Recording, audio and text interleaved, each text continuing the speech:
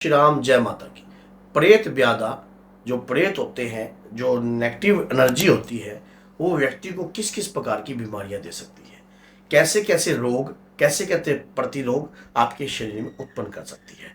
कोई भी नकारात्मकता क्या बड़े रोग का कारण बन सकती है? क्या कोई भी नकारात्मकता आपके शरीर में कैसे बड़े रोग का कारण बन सकती है? सारी ये जो वीडियो में आपको ये जो जानकारी मिलेगी ना, ये दुर्लभ जानकारी है। गहराई से और एंड से इस वीडियो को जरूर देखना। अगर आप माँ के भक्त हो तो चैनल को सब्सक्राइब कर दीजिए, क्योंकि माँ से अगर आप जुड़े हो तो 10 लोगों तक इस वीडियो को जरूर शेयर करना।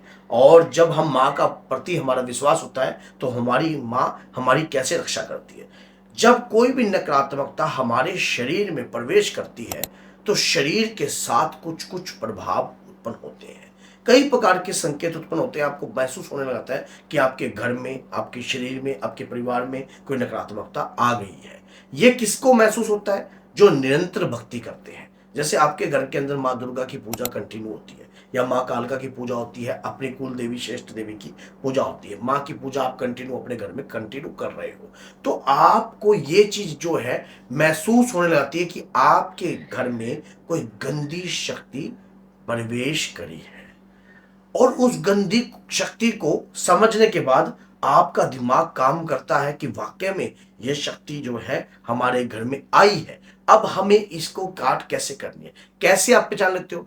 क्योंकि जब कभी भी कोई नेगेटिविटी किसी भी व्यक्ति के साथ चुराए से लगती है, बाहर से व्यक्ति जब घर में प्रवेश करता है तो शरीर के साथ बदलाव उत्पन्न होते हैं। हल्का तेज बुखार होगा, फिर वो बुखार उतर जाएगा, फिर थोड़ी देर बाद फिर वो बुखार चढ़ने लग जाएगा। शरीर का उल्टी जैसा भी मन जो है आपका होने लग सकता है। शरीर में व्याकुलता उत्पन्न रहती है, तनाव सा है, घर में आने का मन नहीं करेगा अगर बाहर से कोई शक्ति आपके साथ लगी है। और घर में अगर कोई व्यक्ति पॉजिटिव है, निरंतर पूजा याचना तपस्या घर के अंदर कंटिन्यू कोई व्यक्ति कर रहा है, मान लीजिए आपके पति के ऊपर अगर ऐसी चीज है और आपकी पत्नी अगर घर में पूजा कर रही है, तो घर में आपको पत्नी के प्रति व्यवहार अच्छा नहीं लगेगा। पत्नी पर बार बार गुस्सा आएगा, या पत्नी के साथ जो उसको पति के ऊपर जो भी पूजा पाठ करने वाला व्यक्ति होगा उसके ऊपर आपका गुस्सा आएगा। शरीर के भिन्न भिन्न हिस्सों में नेगेटिविटी वास करती है, जैसे कि कंधों में, रीढ़ की हड्डी में, हिप्स में, नीचे के पार्ट में, आपके सिर के ऊपर, तो शरीर आपके पेट में, आपके लीवर पर प्रभाव डालती है। और कई बार लीवर में आपको बदहजमी बजने लग जाएगी, आपका पेट में गैस बनने लग जाएगी, पेट फूलेगा, सांस चढ़ने की दिक्कत उत्पन्न कर सकती है। शरीर के अंदर जो है आधे अंग में दर्द रहेगा, आधे शरीर में दर्द रहेगा। कुछ ऐसी चीजें भी होती हैं जो टारगेट के तहत भेजी जाती है, जैसे किसी फलाने व्यक्ति के ऊपर तंत्र करना है, और तंत्र कर कर वो चीजें उसी प्रकार से भेज जाती है कि इस व्यक्ति के ऊपर तंत्र हो और इसको लकवा मार जाए। उस व्यक्ति के ऊपर, आधे शरीर के ऊपर लकवा मार जाता है, वो बंदे का मुंह टेढ़ा हो जाता है।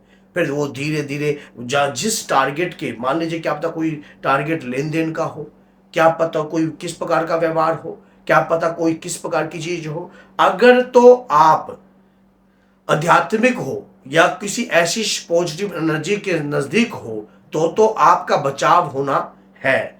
अगर आप नहीं हो तो इस प्रकार की चीजें आपका नुकसान करेगी ही करेगी। ऐसी स्थिति के अंदर आपको क्या कार्य करना चाहिए? ऐसी स्थिति में तुरंत आपको एक काम करना, प्रतिदिन करना स्टार्ट कर देना चाहिए। जब कभी भी कोई प्रेत व्याधा आपके घर में होती है तो घर के अंदर धूनी जरूर चलनी चाहिए। धूनी की वीडियो कैसे पता लगेगी आपको? बाबा के प्यारे चैनल पर या माँ के प्यारे चैनल पर मैंने वीडियो बना रखी है कि घर में धूनी किस प्रकार से की जाती है और उस धूनी का प्रभाव पड़ेगा। उस वीडियो को जरूर देख लेना, या तो माँ के प्यारे पे मिलेगी या बाबा के प्यारे पे मिलेगी, दोनों पे मिल सकती है आपको। तो उस दौरान क्या होता है, घर में धूनी जब करता है तो इस प्रकार की जो तीखी धुनी होती है ना, आपके जब आप घर में करते हो तो नेगेटिविटी उस धुनी को बर्दाश्त नहीं करती है, वो घर से बाहर निकलने का रास्ता देखती है। तुरंत अगर वो चीज चलती रहती है आपके घर के अंदर, जैसे आप मंगल शनि को ये काम कर रहे हो या शनिवार को आप ये काम कर रहे हो, हफ्ते के हफ्ते आप ये काम कर रहे हो, तो नेगेटिविटी टिकती नहीं है। उसे पता है ये घर में मेरी दाल नहीं गलने वाली, वो उस शरीर को छोड़ने पर मजबूर होने लगती है। फिर आप किसी मंदिर या पूजा पाठ का प्रतिक्रिया करते हो, जैसे कि आप जल अभिमंत्रित करके करते हो। जल कैसे अभिमंत्रित करना है, ये बाबा के प्यारे चैनल पर मैंने वीडियो बना रखी है। चाहते हो कि इसके ऊपर एक वीडियो और बना दूं माँ के प्यारे पर, तो आप कमेंट बॉक्स में जरूर लिखना। तो जल को अभिमंत्रित कर कर आप जल भी पिला सकते हो ऐसे व्यक्ति को। आप घर में हर व्यक्ति को वो अभिमंत्रित जल जो है कंटिन्यू भी दे सकते हो, जिससे शरीर में रोग प्रतिक्रियाएं जो है बढ़ती नहीं है, नेगेटिविटी पनपती नहीं है, लीवर पर बैठ जाती हैं, किडनियों में बैठ जाती हैं। इससे आपके शरीर में बीमारी नहीं है। डॉक्टर के पास जाते हो आप, आपकी रिपोर्ट में कुछ आता नहीं है। आपका अब कईयों का बुद्धि बंधन हो जाता है, उनका ना दिमाग काम नहीं होता। जैसे उन्हें समझने के लिए आप समझाने की कोशिश करते हो ना, उनका दिमाग विचलित हो जाता है। समझ में आता कि क्या करें, किस प्रकार से करें, कौन मेरा उपाय करे। मैं अगर कोई व्यक्ति, हमारे पास भी ऐसे लोग आते हैं जिनका दिमाग ही नहीं काम करता, वो मेरे तक पहुंच जाते हैं तो बिल्कुल जैसे सुन्न हो जाते हैं, बिल्कुल तो बात नहीं करते कुछ भी। और कुछ कराना है कि नहीं करना या कुछ करना है, तो इनका दिमाग जो है बुद्धि बंधन हुआ गया होता है। नेगेटिविटी शरीर के भिन्न भिन्न हिस्सों में बैठ जाती है। शरीर पर जब उस प्रकार की क्रिया चलेगी या उस प्रकार का भोग जब लगेगा, तो शरीर के ऊपर इस प्रकार की ऊर्जा का वास जो है नहीं होता है। ऐसी स्थिति में कुछ काम हमें ऐसे करने चाहिए जिससे हमें लाभ उत्पन्न हो सके। कैसे काम करने चाहिए, किस प्रकार से काम करने चाहिए, ये जल विधि वाला, धुनी वाला, समझ गए, जल अभिमंत्रित वाला, धुनी वाला।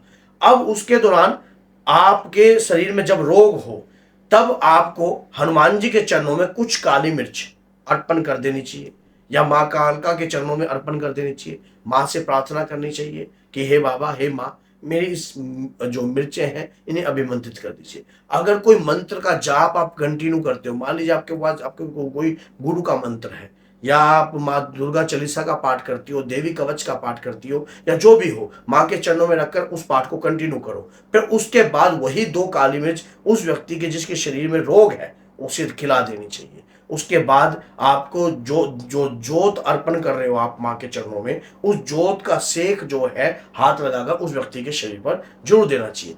इस प्रकार से नेगेटिविटी पनपती नहीं है, घर में टिकती नहीं है। अगर जिनके घर में पहले से ही नकारात्मकता बैठी हो, तो वो व्यक्ति हमसे भी संपर्क कर सकते हैं, दरबार से जुड़ सकते हो आप। अभी नवरात्रि में माँ का दरबार लगेगा भव्य, तो आप नवरात्रि में भी दरबार में आकर अपना कार्य करा सकते हो, जिससे आपके घर के अंदर रहने वाली गंदी एनर्जी जो है पनप ना पाए और उसको आप खत्म करवा सको, उसको सदगति का मार्ग दिखा सको। तो वो कार्य भी आप कर सकते हो, लेकिन उसके लिए आपको कदम तो बढ़ाना पड़ेगा। गंदी शक्ति कभी भी नहीं चाहेगी कि आपके घर में पॉजिटिविटी का वास रहे, क्योंकि बाहर से ये शक्ति लगती है, तंत्र के तहत ये शक्ति लगती है, और तंत्र के तहत ये शक्ति भेजी भी जाती है।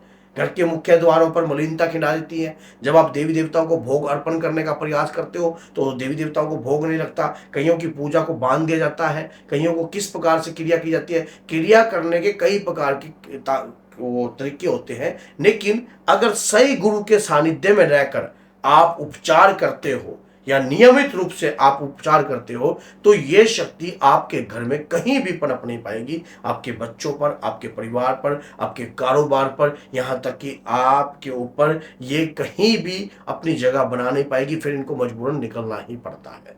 कोई नेगेटिविटी जब शरीर में, कोई प्रेत बाधा जब शरीर में आती है तो कई प्रकार के रोग पैदा कर सकती है।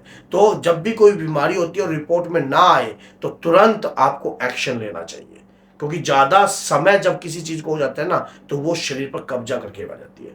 तो अगर वीडियो अच्छी लगी है तो लाइक करना, चैनल को सब्सक्राइब करना, 10 लोगों तक जरूर शेयर करना, ताकि जो भी व्यक्ति इस प्रकार की परेशानी में हो उसको भी रास्ता मिल सके। तो बोलिए जय सीताराम, जय माता दी।